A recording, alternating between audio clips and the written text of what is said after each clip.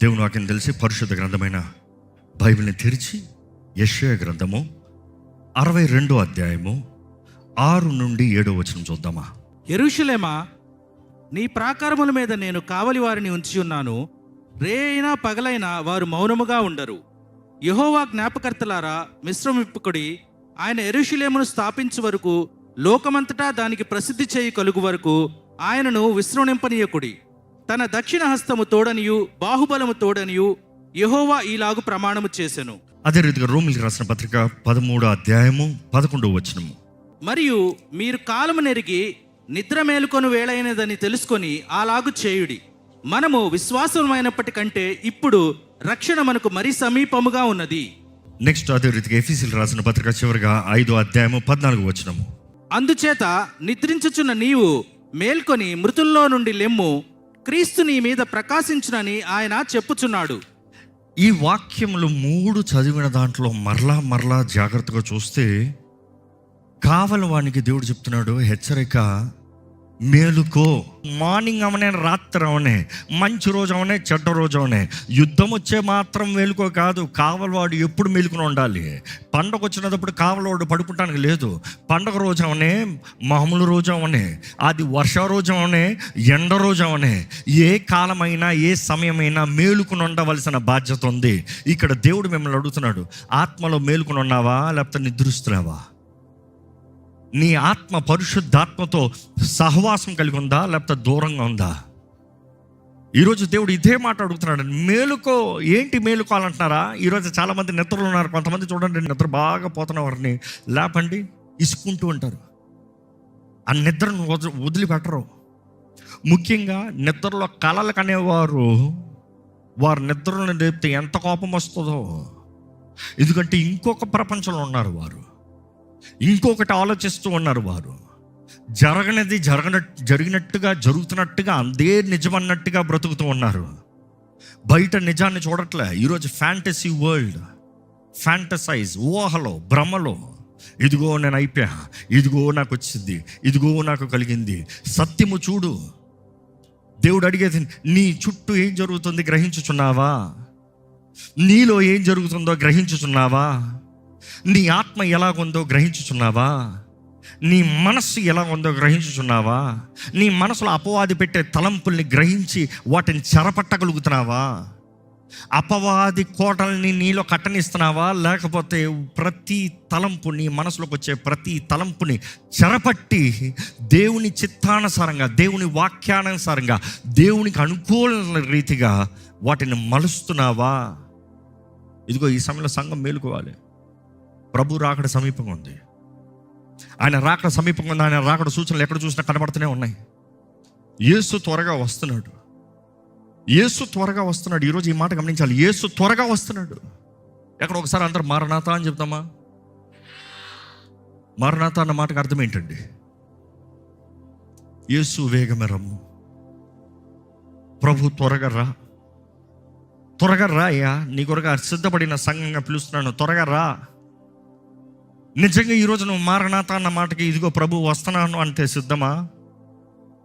ఈరోజు సంఘం ఎలాగైపోయిందన్నా, వస్తే నేను ఎత్తబడితే చాలులే కాదు. ఆయన రాజ్యంలో ఏ స్థాయిలో ఉంటావు? నీ జీవితం గురించి ఆయనకి లెక్కప్ప చెప్పగలుగుతావా? నీ జీవితంలో చేసే కార్యాల గురించి ఆయనకి లెక్కప్ప చెప్పగలుగుతావా? నీకు ఇవ్వబడిన సమయము, నీకు ఇవ్వబడిన అవకాశము, నీకు ఇవ్వబడిన తరుణాలు దేవునికి లెక్కప్ప చెప్పగలుగుతావా? దేవుని వాక్యం చూసినప్పుడు అండి, కావలవానికి హెచ్చరిక. షమార్ అన్న మాట హీబ్రూలో చూస్తాం. ఈ మాట వాక్యంలో, నీ గోడల పైన కావలవాన్ని పెట్టాను, నీ గోడల పైన కావలవాన్ని పెట్టాను, షమార్ని పెట్టాను. ఆ మాటకు అర్థం ఏంటి? కాపుదలు ఇచ్చేవాడు మాత్రమే కాదు, చూస్తూ ఉన్నవాడు మాత్రమే కాదు, జాగ్రత్తగా పరిశీలన చేయవాడు. అంటే ఒక కావలవాడు అన్నదప్పుడు ఏదో గుమ్మం దగ్గర నిలబడతాం మాత్రం కాదు, ఒకరి పక్కన నిలబడతాం మాత్రం కాదు, ఒక మనిషి వచ్చిన తర్వాత ఎవరిని అడుగుతాం కాదు. ఒక అపాయం వచ్చే ముందే, ఒక హాని వచ్చే ముందే, ఒక కీడు వచ్చే ముందే దూరము నుండి గ్రహించి, ఒక తుఫాను లేచే ముందే దూరము నుండి చూస్తూ, ఇదిగో తుఫాను వస్తుంది జాగ్రత్త, ఇక్కడ సిద్ధపడాలి, ఇదిగో వాన కురవబోతుంది జాగ్రత్త, కాలము సమయం ఎరిగిన వారికి జాగ్రత్త పడాలి. ఈరోజు నిద్రలో ఉన్నారు చాలామంది, ఆత్మీయ నిద్రలో ఏం జరుగుతుంది గ్రహిస్తలేదు. పరిస్థితులు చేతులు దాటిపోయిన తర్వాత అయ్యో, దేవుడు అంటున్నాడు మేలుకో, చూడు, పరీక్షించు, జాగ్రత్త కలిగి ఉండు, జాగ్రత్తగా ఏం జరుగుతుందో చూడు, కాలము సమయంలో ఏం జరుగుతుందో చూడు. బైబిల్లో చూసినప్పుడు అంటే ఎజికేల్ గ్రంథము 33వ అధ్యాయము 6వ వచనం ఒకసారి చూద్దామా? అయితే కావలివాడు ఖడ్గం వచ్చట చూచియు బాకా ఊదినందు చేత జనులు అజాగ్రత్తగా ఉండుటయు ఖడ్గము వచ్చి వారిలో ఒకని ప్రాణము తీయటయు తటస్థించిన ఎడల వాడు తన దోషమును బట్టి పట్టుబడినను నేను కావలి వాని యొద్ద వాని ప్రాణమును గూర్చి విచారణ చేయుదును. ఈరోజు దేవుడు అడుగుతున్నాడు, దేవుడు చెప్తున్నాడు ఈ మాట ఏమని? కావలవాడు ఖడ్గమస్తము చూసి బాకా, ఆ మాట ట్రంపెట్ అన్న మాటకి అక్కడ బాకా అన్న మాటకి షోఫార్, అది ఊదకపోతే, ఇదిగో ఊదకపోతే శత్రువు వచ్చి తన ఎక్కడైతే కావలి కాస్తున్నాడో వారిని చంపినప్పుడు తన రక్తమే సాక్షి అంట. తన రక్తాన్ని దేవుడు అడుగుతాడంట ప్రశ్న.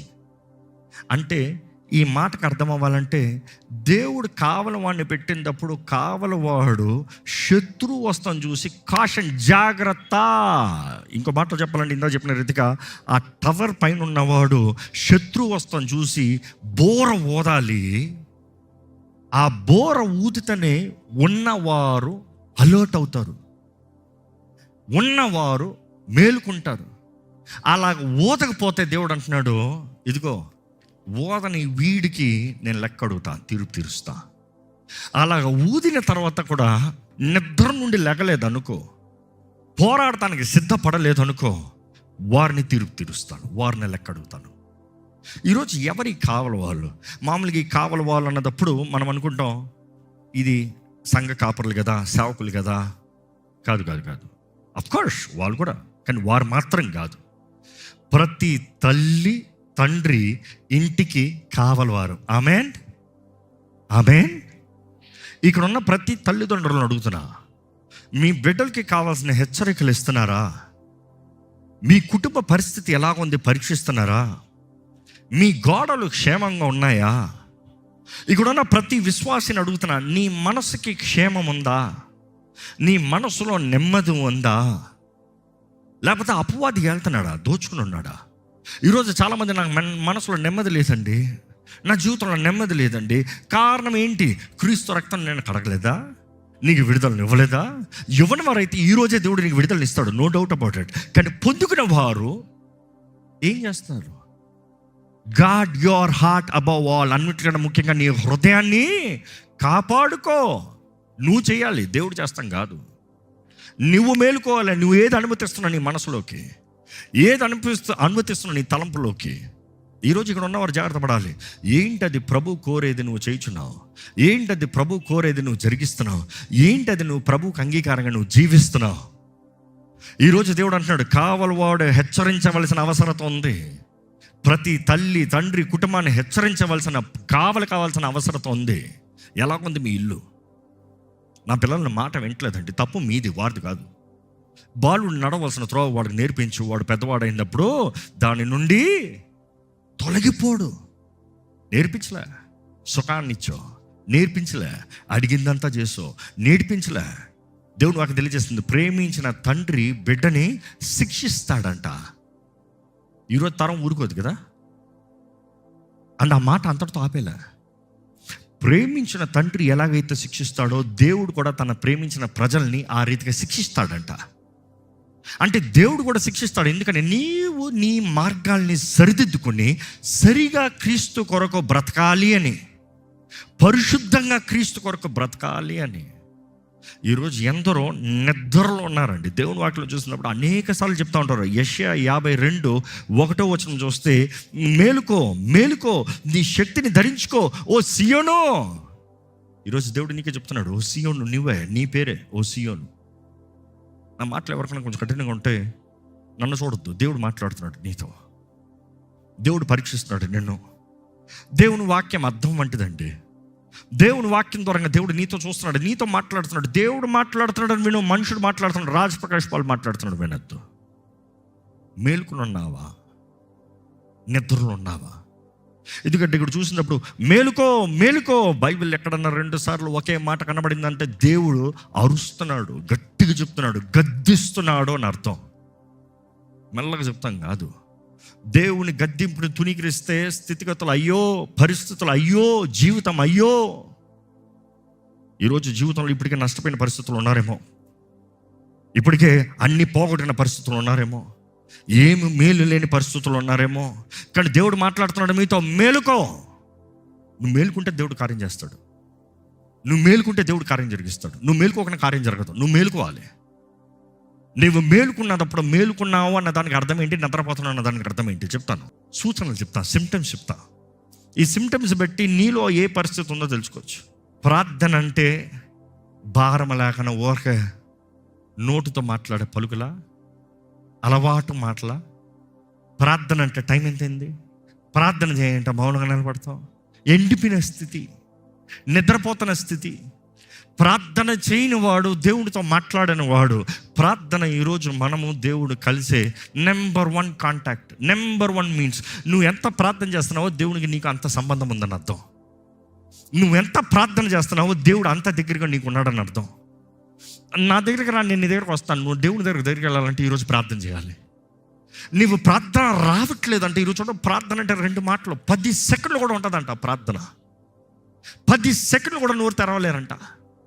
10 సెకండ్లు కూడా ఏసయ్యా థ్యాంక్ యూ, నాకు ఇది ఇచ్చావు, వందనాలు వందనాలు వందనాలు వందనాలు. కొంతమందికి బైక్ ఈ పూర్వకాలంలో ఉంటాయి కదా, ఇప్పుడు అంటే బటన్ నొక్కితే కొంతమంది కొట్టను టుప్ డుబ్ డుబ్ డుబ్ డుబ్ టుప్ డుబ్ డుబ్ డుబ్ డుబ్ టుప్ కొట్టి కొట్టి కొట్టి కొట్టి డుడ్ డుడ్ డుడ్ డుడ్ డుడ్ డుడ్ డుడ్ డుడ్ డుడ్ డుడ్ అప్పుడు వెళ్తుందంట. ప్రార్థన కూడా కొంతమంది స్తోత్రం స్తోత్రం స్తోత్రం స్తోత్రం పొయ్యిలో పెట్టానే ఆగలేదే, ఇంకా అక్కడే ఉంటుంది మనసంతా. నోరు మాత్రం కొంతమంది అంటారు ఎంత ఫాస్ట్ ఇస్తారు స్తోత్రం, నా నోరు తిరగదు. నిజంగా ఊహిస్తున్నావా? ఏం చెప్తున్నావు? గ్రహిస్తున్నావా? నిజంగా ఆయనకి స్తోత్రమా? దేవుడు నీ ముందు కనబడుతున్నాడా? దేవుడిని జ్ఞాపకం చేసుకోగలుగుతున్నావా? ఆయన ఎవరు, ఆయన సింహాసనం ఏంటి జ్ఞాపకం చేసుకుంటున్నావా? ఆయన వాక్యాన్ని గ్రహించి ఇదిగో ఆయన దగ్గరికి చేరుతున్నాను అనేది చూస్తున్నారా? ఈరోజు ఎంతోమంది చచ్చిన స్థితి, నిద్రపోతున్నారని అర్థం. ప్రార్థన నీ నోట్లోకి రాకపోతే నిద్రపోతున్నావు. ఇంకా దేవుని వాక్యం చూసినప్పుడు అండి, తిమోతికి రాసిన 1 పత్రిక 4వ అధ్యాయం 2వ వచనంలో చూస్తే, అబద్ధికులు వాత వేయబడిన మనస్సాక్షి గలవారై వివాహము నిషేధించుచు సత్య విషయమై అనుభవ జ్ఞానము గల విశ్వాసుల కృతజ్ఞతాస్తుతులు చెల్లించి పుచ్చుకొని నిమిత్తము దేవుడు సృజించిన ఆహార వస్తువులు కొన్నిటిని తినుట మానవల్లని చెప్పుచుందురు. ఇక్కడ చూడండి, గెటింగ్ టు ద కాన్షియన్స్.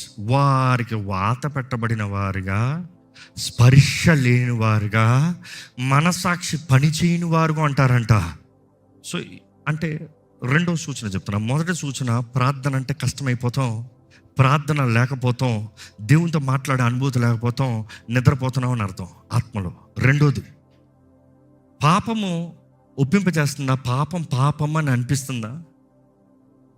పాపం చేస్తూనే నేను బాగానే ఉన్నానులే, దేవుని వాక్యానికి విరోధమైన కార్యాలు చేస్తూనే అంతా బాగుందిలే, దేవునికి విరోధంగా బ్రతుకుతూనే అంతా ఫైన్, ఎవ్రీథింగ్ ఇస్ ఫైన్ అనే రీతిగా ఉన్నారా? ఈరోజు పాపం అన్నదప్పుడు ఒప్పింపు కలుగుతుందా? కొన్నిసార్లు పాపం అన్నదప్పుడు నేను వ్యభిచారం చేయట్లేదండి, నేను నరహత్య చేయట్లేదండి, అట్లా కాదు. సింపుల్. అబద్ధ సాక్ష్యం ఎవరి గురించి అన్న మాట్లాడుతున్నావా? ఎవరి గురించి అన్నా? నీకు ఇష్టం లేని వారి గురించి నువ్వు అబద్ధ సాక్ష్యం చెప్తున్నావా? నీ పొరుగు వాడిని ఆశిస్తున్నావా? నీ పొరుగువాడిది ఏది ఆశించద్దని దేవుని వాక్యం తెలియజేస్తుంది. పొరుగువాడిదే చూసుకుంటూ నాకు అది కావాలి, నాకు అది కావాలి. అదే సమయంలో అబద్ధం ఆడుతున్నావా? అబద్ధములాడువాడు అగ్నితో మండు గొండములో పడవేయబడతారని దేవుని వాక్యంలో రాయబడి ఉంది కదా. చివరికి ప్రకటన గ్రంథంలో కూడా చూసినప్పుడు వ్యభిచారులతో పాటు అబద్ధికులు కూడా అగ్నితో మండు గొండంలో పడవేయబడతారని ఉంది కదా. ఈరోజు అంటే అది చిన్న పాపం కదండి, అబద్ధం చిన్న పాపం కదా. వ్యభిచారం చేసినంత దాంతో పోలుస్తావే. దేవుడు పరిశుద్ధుడు, మనం కూడా పరిశుద్ధులై ఉండాలని దేవుడు ఆశపడుతున్నాడు. నువ్వు ఏర్పరచబడిన వంశముగా, పరిశుద్ధ జనముగా, ఆయన మహిమని కనబరిచే వారు ఉండాలని దేవుడు ఆశపడుతున్నాడు. ఇంకా నీలో చచ్చిన స్థితిలో ఉన్నావు అనుకో, అబద్ధములాడుతూ బ్రతుకుతున్నావు అనుకో, ఒప్పుకోలు లేని జీవితంలో ఉన్నావంటే చచ్చిన స్థితి, నిద్రపోతున్న క్రైస్తవులు. నీ మాట అవునంటే అవును, కాదంటే కాదు. ఈరోజు ఎంతోమంది మూడోదిగా చెప్తాను, నిద్రపోతున్న దాంట్లో ఉన్నారంటే వాక్యం అంటే ఆకలి లేదు. చాలామంది ఆకలి ఎక్కువ వేస్తే నిద్రపోతానని చూస్తారంట. ఈ మధ్యకాలంలో కూడా డైటింగ్లు చేస్తూ, అరే ఆకలి వేస్తుందంటే నిద్రపాత్ర వేసుకుని పడుకునిపో, ఆ కొద్దిసేపు పడుకునిపోతావు కాబట్టి ఆ సేపు నీకు ఆకలి తెలీదు. ఈరోజు చాలామంది దేవుని వాక్యం అంటే ఆకలి లేదు, దేవుని వాక్యం అంటే మనసు లేదు. ఈరోజు తరం ఎలాగైపోయిందంటే నాకు అన్నీ తెలుసులే. ఈరోజు క్రైస్తత్వం కూడా ఎలాగైపోయిందంటే చాట్ జీపీటీయే సేవకుడు అయిపోయాడు, చాట్ జీపీటీయే బోధకుడు. ఈయన చెప్పేదానికన్నా ఈ మధ్యకాలంలో సర్వే తీశారు, యూఎస్లో సర్వే చేస్తూ చాలామంది ఆలయానికి వెళ్తా మానేశారంట. కారణం ఏంటంటే వారికి కావాల్సిన వాక్యాలు చాట్ జీపీటీ ఇచ్చేస్తారంట, దాంట్లో చూసుకుంటారంట. ఎందుకు? నాకేం నచ్చిందో అది వింటాను, నాకు ఏ టాపిక్ నచ్చిందో ఆ టాపిక్ వింటాను. దేవుడు ఏం మాట్లాడితే అది విన్నాను. నాకు నచ్చినట్టుగా దేవుడు మాట్లాడాలి, నాకు నచ్చిన దాని కొరకు దేవుడు మాట్లాడాలి, నాతో కలిసేది కావాలి, అంతే. ఇదిగో దేవుడు వాక్యం అంటే ఆకలి ఉందా? నాతో ఏం మాట్లాడతాడు? దేవుని వాక్యాన్ని వింటాను ప్రతిసారి నాకు ఏంటి ఎంజాయింగ్. నిజంగా ఆహారం ఆకలి ఉండటం మాత్రం కాదు, యాపిటైట్ కలిగిన వారు. కొన్నిసార్లు చూడండి, కొన్ని హోటల్స్కి వెళ్తాం, కొన్ని హోటల్కి వెళ్ళినప్పుడు ఆ హోటల్లో ఎలా ఉంటుందో టేస్ట్ నీకు తెలుసు, పలానా స్పెషల్ ఉంటుంది. నువ్వు మెన్యూ చూసి, కొన్నిసార్లు చూడండి కొంతమంది మెన్యూ చూసి ఆర్డర్ పెట్టేటప్పుడే నోరులో రసాలు ఊరిపోతూ ఉంటాయి. ఆ మెన్యూ చూసి ఆర్డర్ పెడతా ఉంటేనే ఎప్పుడు వస్తుందా అన్నట్టు. అది వేడిగా వచ్చేటప్పటికి నీ మైండ్లో ముందే తెలుసు ఇది పలానా రీతిగా ఉంటుంది. కాబట్టి పక్కన ఎవరు ఉంటారో చెప్తావు, ఇప్పుడు చూడు ఇది ఎట్లా ఉంటుందో. దేవుని వాక్యం కొరకు అలాంటి యాపిటైట్ ఉందా? దేవుని వాక్యం కొరకు అలాంటి ఆశ ఉందా? దేవా నాతో మాట్లాడు ప్రభువా అనే ఆశతో వచ్చారా? ఇదిగో దేవుడు మాట్లాడుతున్నాడు, నీతోనే మాట్లాడుతున్నాడు. నిద్ర నుండి మేలుకో. నువ్వు ఎన్నో దేవుడు నీ కొరకు కార్యాలు చేయాలని లిస్ట్ పెట్టావేమో దేవునికి. దేవుడు అంటున్నాడు, మేలుకో సంగమా, నేను నీతో మాట్లాడుతున్నాను. మేలుకో విశ్వాసి, నీ జీవితంలో ఈ కార్యాలు సిద్ధపరిచాను.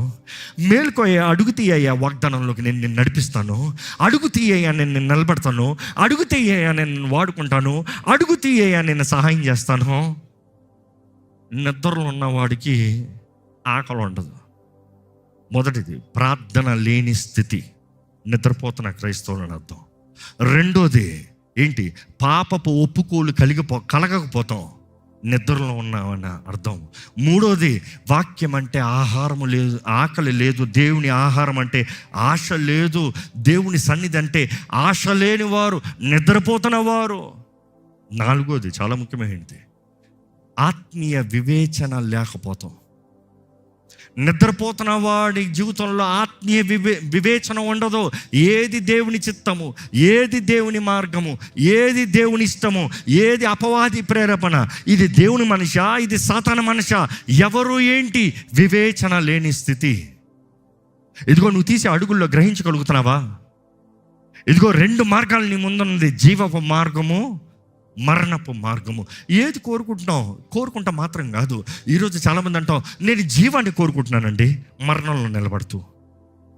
ఈరోజు ఆశలంతా నేను దేవుని పెట్టనే, కానీ లోకంలో కలిసిపోతూ, లోకం మార్గంలో నడిచిపోతూ, లోకాంచితంగా జీవిస్తూ, లోకపు కల్చర్ తగినట్టుగా బ్రతుకుతూ, నీ మనసును నూతన పరుచుకుంటే మనసు ఇంకా లోకమే, ఆశ మాత్రం దేవుడు.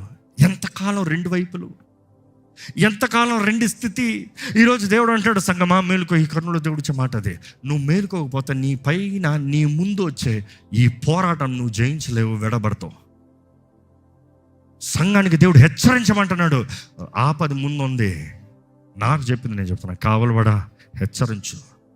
ఖడ్గం వస్తుంది, పోరాటాలు వస్తున్నాయి. ఇప్పటికే పోరాటం అంటున్నామో, వస్తుంది, ఎదురుపాటు కలుగుతుంది. మేలుకో, సిద్ధపడు, జాగ్రత్త పడు, జాగరూకుడు వై బ్రతుకు. ఒకసారి అందరూ లేచి నిలబడదామా? దయచేసి అందరూ లేచి నిలబడదాం. ప్రతి ఒక్కరు మనస్ఫూర్తిగా కొద్దిసేపు అంతా విడిచిపెట్టి నీ మైండ్ని ఫోకస్ దేవుని వైపు. ఇక్కడ నుండి ఎక్కడికి వెళ్తానా, ఎప్పుడు వెళ్తానా, ఏం చేస్తా, ఇవన్నీ పాటు పెట్టావు. అపవాది లేని పోనీ తలంపులో నీళ్ళు తెస్తాడేమో. కళ్ళు మూసుకో, ఏకాంతం కలిగి ఉండు. పక్కన ఎవరు ఉన్నారో మర్చిపో. అవసరమైతే నీ చేతులు పైకెత్తు, లేకపోతే నీ చేతులు జోడించు. ప్రభువును చూడు, సింహాసనాసీనుడు చూడు, మొరపెట్టు, నీ విశ్వాసంతో ప్రార్థన చేయి. ఎంత పాపి నన్ను క్షమించే దేవుడు, కృపాకాలంలో ఈరోజు మనల్ని అంగీకరిస్తున్న దేవుడు అన్నాడు. నీవు ఆయన దగ్గరకు వస్తే ఆయన నీ దగ్గరకు వస్తాడంట. ఇదిగో ఇక్కడ ఉన్న ప్రతి ఒక్కరిని దేవుడు దర్శించాలని ఆశపడుతున్నాడు. కొంతమందిని కాదు, ప్రతి ఒక్కరిని. నువ్వు ఆయన దగ్గరకు వస్తే ఆయన నేను దర్శిస్తాడు. దేవునికి నీకు దూరం అయిపోయి ఉన్నావా? ఇదిగో దేవుడిని అడుగు, నా జీవితంలో కార్యం జరిగించు. నాకు విడుదల కావాలి, నాకు సహాయం కావాలి, నాకు జయం కావాలి, నాకు తోడు కావాలి, నా జీవితంలో నెమ్మది కావాలి, నా జీవితంలో నీ ఆత్మకార్యం జరగాలి, నాకు సహాయం చేయ ప్రభువా. యథార్థంగా ప్రార్థన చేయండి, ప్రార్థన చేయండి, మొరపెట్టండి, వేడుకోండి, దేవుడిని అడగండి, పరిశుద్ధాత్మ సహాయాన్ని వేడుకోండి. నన్ను దర్శించాయా, నన్ను బలపరిచాయా, నా కుటుంబంలో కార్యం జరిగించు, నా కుటుంబంలో కార్యం జరిగించు. నీ చెడు మార్గం నుండి బయటికి రా, నీ బతకం నుండి బయటికి రావాలంటే అడుగు. కేక వేయేసాయ, నన్ను రక్షించు, నా కుటుంబాన్ని రక్షించు. నీ బిడ్డలు పాడైన స్థితిలో ఉన్నారా? దేవుణ్ణి అడుగు. దయచేసి ప్రార్థన చేయండి. ఇదిగో పరిశుద్ధాత్ముడు ఈ సమయంలో నేను ముడతానికి ఆశ కలిగి ఉన్నాడు. నోరు తెరు. మౌనంగా ఉండి కాదు, మనసులో ప్రార్థన కాదు దేవుడు కోరేది. నీ నోటితో ప్రకటించు. ఇదిగో నోరు తెరు. ఇదిగో పరిశుద్ధాత్ముడి కార్యం ప్రారంభిస్తున్నాడు. నోరు తెరు. ఇదిగో పరిశుద్ధాత్మని నేను ముట్టబోతున్నాడు. నోరుతారు. ఇదిగో దేవుని ఆత్మకార్యం నిన్ను దర్శించబోతున్నాడు, విడిపించబోతున్నాడు. నోరుతారు. అడుగు, నా స్థితిని చూడయ్యా, నాకు సాయం చేయ్యా, నాకు విడుదల దయచేయ్యా, నాకు నెమ్మది దయచేయ్యా, నాకు స్వతంత్రత దయచేయ్యా. దేవా, నా జీవితంలో మార్పు దయచే ప్రభా. ఇదిగో నా ఈ స్థితిని మార్చు ప్రభా. నా జీవితంలో కార్యం జరిగించు. ఈ చెడు మార్గాల నుండి, ఈ చెడు వ్యసనాల నుండి నాకు విడుదల దయచేయి. ఈ బంధకాలు తెంపివేయి. మొరపెట్టు. దావీదు కుమారుడా, నన్ను కరుణించు. దావీదు కుమారుడా, నన్ను రక్షించు. దావీదు కుమారుడా, నా కార్యం జరిగించాయా. ప్రార్థన చేయి. నీ ప్రార్థన వింటానికి దేవుడు ఆశతో ఉన్నాడండి. నీ ప్రార్థన వింటున్నాడు ఆయన. నీకు జవాబిస్తానికి ఆశతో ఉన్నాడు ఆయన. నువ్వు ఈరోజు ప్రార్థన చేసిన భారాలు ఆయన సన్నిధిలో విడిచిపెట్టి వెళ్ళిపోవచ్చు. మోసుకొని వెళ్ళాల్సిన అవసరం లేదు. ఎంతకాలంగా, ఎన్ని సంవత్సరాలుగా నీలో ఉన్నాయేమో, ఇదిగో దేవుడు నీకు సమాధానాన్ని ఇస్తానికి ఆశపడుతున్నాడు. నీ భారం యెహోవా మీద మోపు. ఏంటి నీ భారము? ఏంటి నీ భారము? నీ భారం నువ్వు మోసుకొని పోవాల్సిన అవసరం లేదు. విడుదల పోవచ్చు. ఇక్కడ ఏంటి? మనుషుడు కాదు, కుదరదని చెప్పింది ఏంటి? ఏంటికి నీకు జరగదన్నది ఏంటి? ప్రార్థన చేయి. అడుగు. ఏ ప్రార్థన చేయాలంటే, దేవా నన్ను కరుణించయ్యా, నన్ను రక్షించయ్యా, నాలో కార్యం జరిగించయ్యా, దేవా నాలో కార్యం చేయ్యా, దేవా నాలో నూతన హృదయాన్ని కలిగజేయి, నాకు నూతన మనసును కలిగజేయి. నీ ఆత్మ స్పష్టత నాకు దయచేయి. నన్ను వెలిగించయ్యా, నన్ను వెలిగించు ప్రభా, నన్ను వెలిగించు ప్రభా, నా ఆత్మను వెలిగించు ప్రభా, నాలో నీ కార్యం జరిగించు ప్రభా. నాలో నెమ్మది దయచేయి. నా కుటుంబం కట్టబడాలి, నా బిడ్డల జీవితం కట్టబడాలి, నా కుటుంబంలో నీవే కార్యం జరిగించాలి ప్రభా. ఈరోజు ఎంతో మంది సమాధానంలో లేరు. నీ హృదయంలో సమాధానం లేదు, నీ కుటుంబంలో సమాధానం లేదు. దేవుడు సమాధానకర్త, నీ సమాధానాన్ని అనుగ్రహిస్తున్నాడని తెలియజేస్తున్నాడు. ఆయన పాదాలు పట్టుకో. అడుగు ఆయన సహాయాన్ని అడుగు, ఆయన విడుదలను అడుగు, ఆయన జయాన్ని అడుగు, ఆయన తోడుని అడుగు. ఇదిగో ప్రభా, నేను మేలుకుంటున్నానయ్యా, నాకు శక్తి దయచేయ్యా, నాకు నీ ఆత్మశక్తిని దయచేయ్యా, నీ ఆత్మ విడుదల నాకు దయచేయ్యా, నీ ఆత్మ తోడు నాకు దయచేయ్యా, నీ ఆత్మ అభిషేకం నాకు దయచేయ్యా. ప్రార్థన చేయి. ప్రతి ఒక్కరు ప్రార్థన చేయండి. చూడయ్యా, పరిశుద్ధాత్మడు చూడయ్యా. తండ్రి, నీ చిత్తాన్ని బయలుపరిచయ్యా. తండ్రి, ఇక్కడ నీ ఆత్మకార్యాన్ని జరిగించయ్యా. ఇక్కడ ప్రతి ఒక్కరు నీవే కార్యం జరిగించే ప్రభా. నీ సన్నిధి విడుదల దయచే ప్రభా. నేను సమాధానం, స్వతంత్రత దయచే ప్రభా. నీ తోడు, నెమ్మది దయచే ప్రభా. ఎటువంటి స్థితిలో ఇక్కడ ఉంచున్నారు నువ్వు దేవుడు. నువ్వు కోరుకున్నావు, నువ్వు ఏర్పరచుకున్నావు, అందుకని ఇక్కడ ఉన్నారు ప్రభా. నువ్వు కోరుకున్నావు, ఏర్పరచుకున్నావు, అందుకని ఇక్కడ ఉన్నారు ప్రభా. ఎటువంటి వారిని విడిపించే దేవుడివి. నువ్వు చేయలేని కార్యం అంటూ ఏది లేదు. నువ్వు విడిపించలేని బంధకం అంటూ ఏది లేదు. నువ్వు కట్టలేని కుటుంబం అంటూ ఏది లేదు ప్రభా. నీ ముందే సమర్పించుకుంటున్నాం, నీ సహాయాన్ని వేడుకుంటున్నాము. పరిశుద్ధాత్మడా కార్యం జరిగించు ప్రభా. పరిశుద్ధాత్మడా కార్యాన్ని జరిగించయ్యా. ఇక్కడ ఉన్న ప్రతి ఒక్కరిని దర్శించు ప్రభువా, ప్రతి ఒక్కరిని విడిపించయ్యా, ప్రతి ఒక్కరు నీ కార్యం జరిగించయ్యా, ప్రతి హృదయాన్ని దర్శించు ప్రభువా. ఈ అంచదనాలు ఎవరు విడిచిపెట్టబడేవారు ఉండకూడదు, మోసపరచబడేవారు ఉండకూడదు, చీకట్లో ఉండకూడదు, భ్రమలు ఉండకూడదు, ఉన్న ఆత్మీయ నిద్రలో ఉండకూడదు ప్రభువా. వెలిగింపజేయ, రోషం కలిగిన పౌరుషం కలిగిన క్రైస్తవులను నేర్పు ప్రభువా. అయ్యా, నీ కొరకు ప్రాణాలు తగ్గిస్తానికి సిద్ధపడిన వారిని దయచేయ, మరణము వరకు నమ్మకస్తులుగా ఉండే వారిని దయచేయ. ఈరోజు వచ్చిన వారు జీవితంలో తిరిగి వెళ్ళేటప్పుడు వచ్చిన స్థితిలో పోకూడదు ప్రభా. లేదు, ఒక నూతన ప్రారంభం, ఇదిగో ఒక నూతన కార్యము జరిగిస్తున్నానన్న ప్రభా. ఇదిగో ఒక నూతన కార్యము ఇప్పుడే నజరేయుడైన యేసు నామములో ప్రతి ఒక్కరి జీవితంలో ప్రారంభించబడునుగా కానీ ప్రకటిస్తున్నాను, జరుగుడుగా కానీ ప్రకటిస్తున్నాను. అపవాదికి పాతాళముకి ఎటువంటి అధికారము లేదని ప్రకటిస్తున్నాను యేసు నామములో. దేవా, నీ కార్యము జరగాలి, నీ విడుదల కలగాలి. ఇదిగో ఏ రీతిగా బంధించబడి ఉన్నారు, మనసులో బంధించబడి ఉండొచ్చు, శరీరంలో బంధించబడి ఉండొచ్చు, పాపపు కార్యాల్లో బంధించబడి ఉండొచ్చు. కానీ బంధించబడిన వారికి నజరేయుడైన యేసు నామములో విడుదల కలుగుడుగా అక్కడ ప్రకటిస్తున్నాను. ఇప్పుడే విడుదల కలుగుడుగా అక్కడ ప్రకటిస్తున్నాను. అపవాదికి ఎటువంటి అధికారం లేదు యేసు నామములో. ఎక్కడ ప్రతి ఒక్క నూరు తెచ్చి చెప్పండి, సాతానునికి నా పైన అధికారం లేదు, ఏ చీకటికి నా పైన అధికారం లేదు, నా కుటుంబం పైన అధికారం లేదు, నా మనసు పైన అధికారం లేదు, నా ఆత్మ పైన అధికారం లేదు, నా దేహం పైన అధికారం లేదు. సంపూర్ణ స్వస్థత, విడుదల, జయము యేసు నామములో నాకు ఇప్పుడే కలుగుడిగా కాని ప్రకటించండి. నీ వెలుగు వారిపైన ప్రకాశింపజేయమని అనుకుంటాను. ఇప్పుడు ఇక్కడ ఉన్న మా అందరిపైన క్రీస్తు వెలుగు ఘనంగా పరిశుద్ధాత్మ ద్వారంగా ప్రకాశింపజేయబడునుగా కాని ప్రకటిస్తున్నాను. ఇదిగోనయ్యా, పరిశుద్ధాత్మ నింపుదల లేని వారికి ఈ క్షణమే నజరేయుడైన యేసు నామములో క్రీస్తు మాకు వాగ్దానము చేసిన రీతిగా, తండ్రి నువ్వు మాకు వాగ్దానము చేసిన రీతిగా పరిశుద్ధాత్మ అనే వరము ఈరోజు ఇక్కడ ఎవరెవరైతే విశ్వాసముతో ఈ ప్రార్థనలు ఏకమించి నాకు కావాలంటున్నారో నజరేయుడైన యేసు నామములో ఇప్పుడే వారికి అనుగ్రహించబడునుగాక. నింపయ్యా, ప్రతి ఒక్కరిని నింపు నీ ఆత్మశక్తితో, నీ ఆత్మాలయముగా, నీ పునరుద్ధానపు శక్తితో మనం నింపి మాలో నుండి గొప్ప కార్యాలు జరగాలి. పాపానికి నో చెప్పే శక్తి అనుగ్రహించబడాలి. దేవా, నీ కొరకు రోషముతో బ్రతకాలి ప్రభా. నిన్ను ఆరాధిస్తామయ్యా, నిన్ను గణపరుస్తామయ్యా, నిన్ను సేవిస్తామయ్యా, నీ కొరకు నమ్మకంగా జీవిస్తామయ్యా. ఈరోజు ఇక్కడ ఉన్న ప్రతి ఒక్కరిని చూడయ్యా. ఈరోజు మాకు ఇచ్చిన ఈ స్వతంత్రత బట్టి వందనాలు. మా ముందు ఇంకా 2 రోజులు కూడా నీ ఆత్మకార్యం బలంగా జరిగించుకుని అడుగుంటూ ప్రభు యేసు నామములో నీకు వేడుచున్నాము తండ్రి, ఆమేన్. దైవం